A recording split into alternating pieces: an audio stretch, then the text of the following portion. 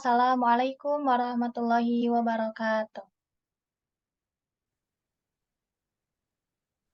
Waalaikumsalam Waalaikumsalam warahmatullahi wabarakatuh. Oke, yang saya hormati dosen pembimbing mata kuliah keagamaan, Bapak Anwar, yang saya banggakan kepada teman-teman sekalian. Perkenalkan, saya Lauza Alifia. Kita akan memimpin acara diskusi kita pada pagi.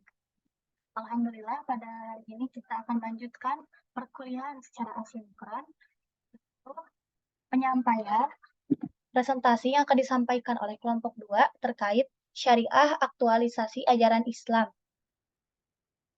Susunan acara pada diskusi kita kali ini diantaranya, yang pertama pembukaan, penyampaian materi, sesi tanya jawab, dan penutup. Baik teman-teman, langsung saja kita mulai. Ke sesi yang pertama adalah pembukaan. Mari kita mengucapkan basmalah bersama-sama.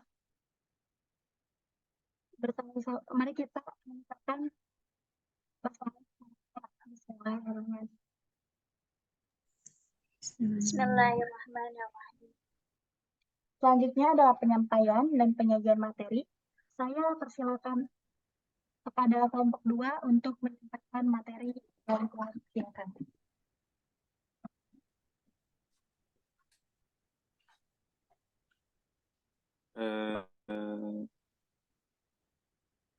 Langsung ke slide yang pertama.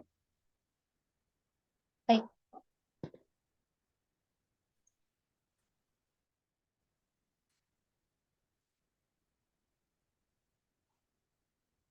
Baik, terima kasih kepada moderator yang telah mempersilahkan saya untuk memaparkan materi tentang makna syariat. Secara etimologi, syariat berarti jalan ke sumber air atau jalan terang yang harus dilalui dan diikuti oleh orang-orang beriman. Namun secara terminologis, syariat artinya adalah aturan-aturan atau hukum yang telah tertuang dalam Al-Quran dan Sunnah kepada dari Allah untuk umat-umatnya. Selanjutnya.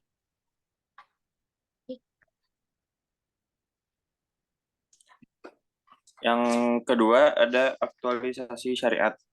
Pertama, syariat memberi prinsip-prinsip umum.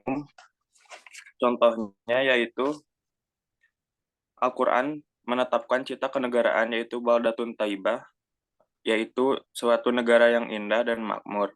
Kedua, syariat mengadakan peraturan yang terperinci dalam hal yang tidak dapat dirubah oleh perkembangan manusia. Pada awal masa Islam, metodologi untuk memahami hukum dari sumbernya yaitu Al-Quran dan Sunnah yang disebut dengan istinbat. Syariat menegaskan agar bangkit dan sebagai kekuatan yang memimpin, menegakkan, dan mencegah dari segala yang munkar. Sekian pemaparan materi saya, bisa dikembalikan ke moderator. Baik, terima kasih kepada Ananda Gerald yang telah menyampaikan materinya. Selanjutnya, materi yang akan disampaikan oleh kelompok 2 mengenai fungsi syariat. Padanya, waktu dan tempat disilahkan. Baik, terima kasih kepada moderator yang telah memberikan waktunya kepada saya untuk menjelaskan mengenai fungsi syariat.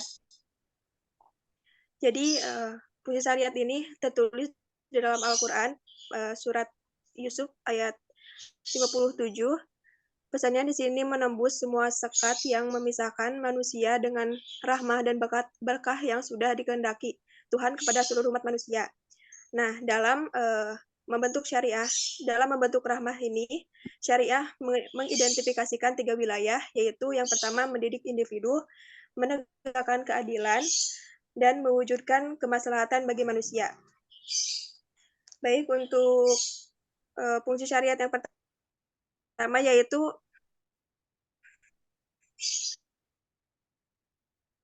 syariat sebagai pendidikan sosial. Pengertian ini, Islam bermaksud menginspirasi umatnya dengan iman dan menanamkan dalam diri manusia sifat-sifat yang terpercaya dan bijak. Melalui reformasi individu ini, Islam hendak mewujudkan tujuan sosialnya. dalam lingkup syariat sebagai pendidikan sosial, ada ibadah, yaitu ibadah sepenuhnya dibuat untuk mendidik orang yang beriman, untuk memungkinkannya menjadi anggota masyarakat yang berguna dan menahan diri untuk tidak merugikan orang lain. Selain itu, dalam sholat, Islam juga mengajarkan ketaatan dan kedisiplinan. Yang kedua, ada syariat sebagai keadilan.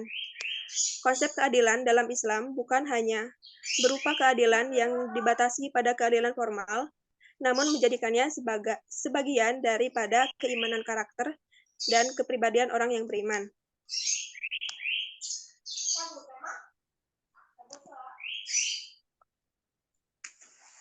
Mungkin sekian dari saya. Waktu dan tempat saya kembalikan kepada moderator. Baik, terima kasih kepada Anandaria yang telah menyampaikan materinya. Untuk materi selanjutnya, yaitu materi yang akan disampaikan dari kelompok 2 mengenai fikih, ruang lingkup fikih dan syariah. Waktu dan tempat dipersilahkan. Maaf sebelumnya, terima kasih kepada moderator. Tapi saya akan menjelaskan dulu syariat sebagai perwujudan kebaikan secara umum.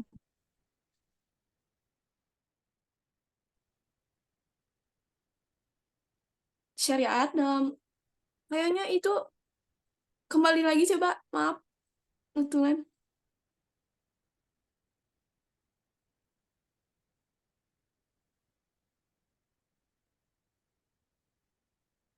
Yang selanjutnya adalah syariat sebagai perwujudan kebaikan secara umum.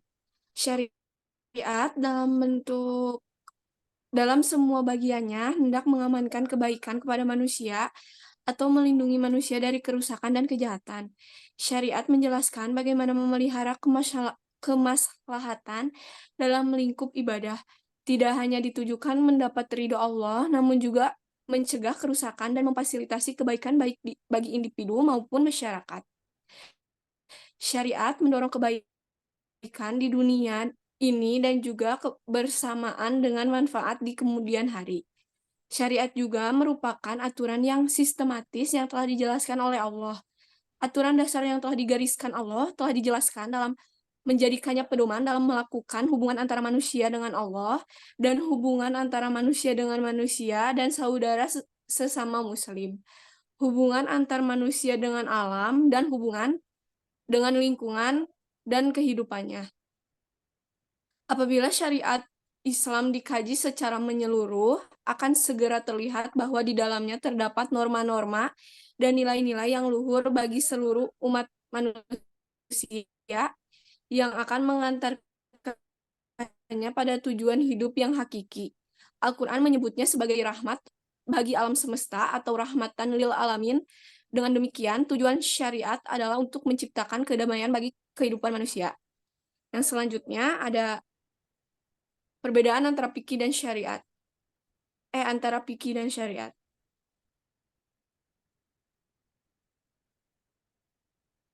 Yang pertama, ruang lingkup syariat.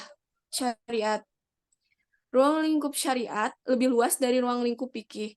Ruang lingkup syariat mencakup masalah akidah, akhlak, ibadah, muamalah, dan segala hal yang terkait dengan ketentuan Allah Subhanahu wa Ta'ala kepada hambanya. Sedangkan ruang lingkup fikih terbatas masalah teknik hukum yang bersifat amalia atau praktis saja. Seperti hukum-hukum tentang najis, hadas, wudu, mandi janabah, tayamum, istinja, sholat, zakat, puasa, jual beli, sewa, gadai, halalan, makanan, dan seterusnya. Terima kasih waktu dan tempat. Saya kembalikan kepada moderator. Baik, terima kasih kepada Anda. Ini materinya. Selanjutnya adalah sesi diskusi. Pada sesi saya memberikan kesempatan untuk bagi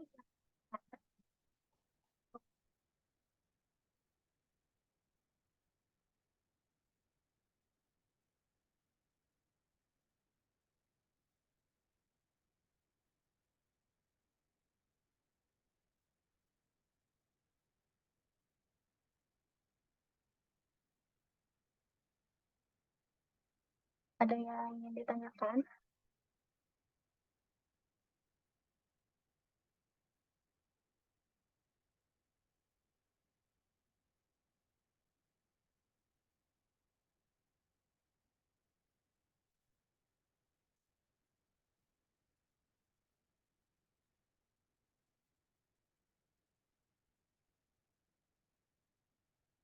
Baik, apabila tidak ada yang ingin ditanyakan, sebelumnya saya izin bertanya kepada kelompok 2, apakah diperkenankan untuk bertanya? Moderator boleh izin untuk bertanya? Boleh? Harus on cam atau tidak? Diharapkan untuk on cam saja.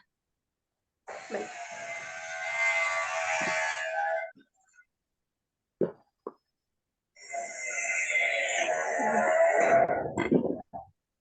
Perkenalkan, nama saya Ana Anggraini dengan NPM 3 digit terakhir 070. Tadi kan kita menjelaskan tentang syariat ya. Nah, dalam Islam kan ada aturan syariat gitu tentang berpenampilan. Nah, kebanyakan di Indonesia kan orang-orang itu mohon maaf kayak menggunakan cadar sebagai syari. Nah, sedangkan dalam pandangan masyarakat kepada orang-orang yang menjalankan syariat Islam itu malah menjadi, menurut kalian itu tanggapannya gimana? Baik, kepada kelompok 2, saya beri waktu untuk menjawab pertanyaan dari Ananda Ana Anggraini.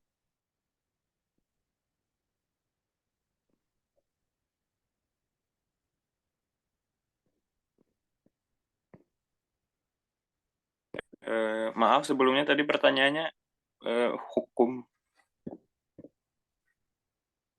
bercadar, hukum syariat bercadar.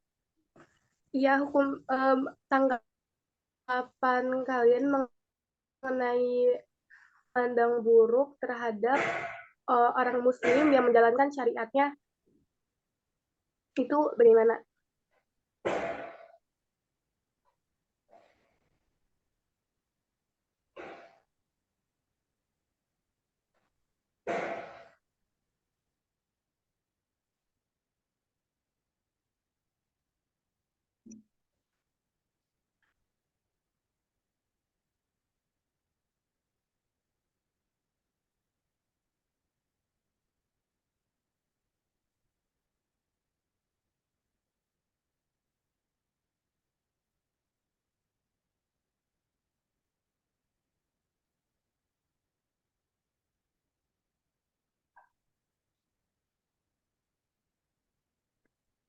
Baik, izin menjawab pertanyaan dari Ana.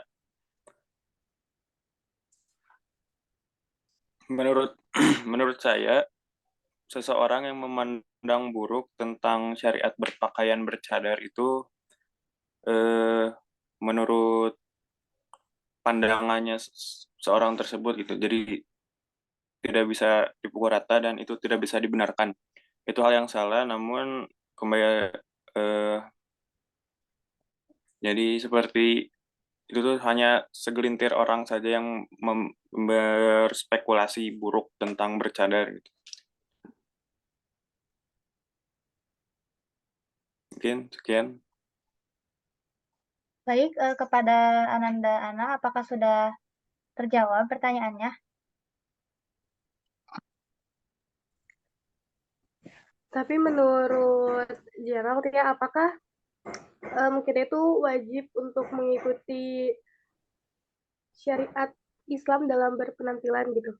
Karena kan sebenarnya kita juga menyesuaikan dengan apa ya, budaya di Indonesia gitu.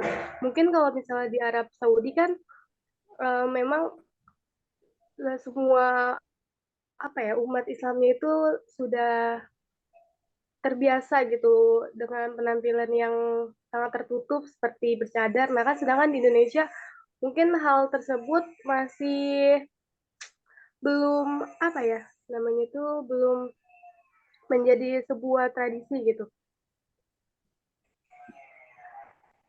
Jadi apakah kita harus mengikuti syariat dalam Islam tersebut dengan bercadar di Indonesia itu harus atau tidak gitu? Karena kan kita juga harus mengikuti budaya atau adat istiadat yang ada di Indonesia ini. Terima kasih. Menurut saya itu kembali lagi ke individunya masing-masing gitu. Apakah dia sudah siap untuk bercadar apa belum. Jadi tidak mungkin ada syariat yang mengharuskan untuk berpenampilan bercadar dan budaya yang ada di suatu lingkungan tersebut atau negara tersebut. Jadi tidak harus diwajibkan semua wanita Indonesia memakai cadar gitu. Kembali lagi ke individunya. Izin menambahkan ya, itu tentang bagaimana apakah kita harus mengikuti syariat untuk bersyadar atau tidaknya. Itu kan kita memiliki madhab yang berbeda-beda dan tentunya apa yang kita ambil, apa yang kita pilih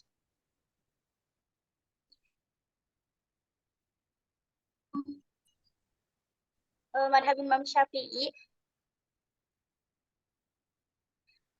menu badan kecuali ya, telapak tangan dan wajah. Jadi bercadar itu memang tidak diwajibkan. Jadi itu kembali kepada madhab yang kita ambil. Itu. Baik, terima kasih atas jawabannya.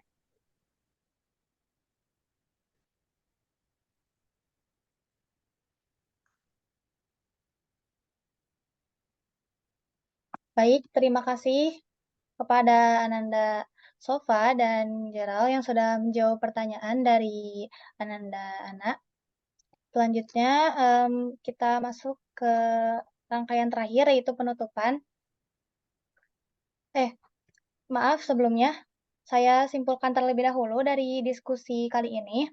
Secara umum, syariah adalah hukum Islam yang bersumber dari Al-Quran dan Sunnah yang belum dicampuri ijtihad para ulama. Sedangkan dari fikih tersendiri itu memiliki arti hukum Islam yang sudah memiliki pemahaman terhadap syariat itu sendiri, mau terhadap pemahaman nas, baik Al-Quran maupun Sunnah.